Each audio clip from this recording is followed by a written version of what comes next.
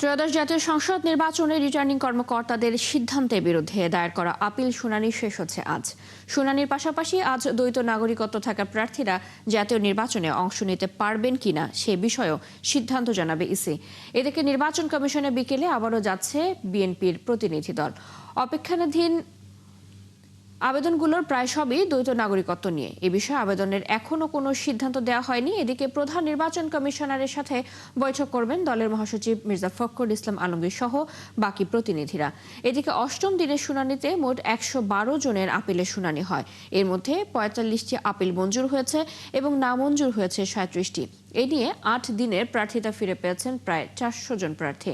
মনোনয়নপত্র প্রত্যাহার হয়েছে ৯ জন প্রার্থীর। এছাড়া অপেক্ষমান রয়েছে ২১টি আবেদন।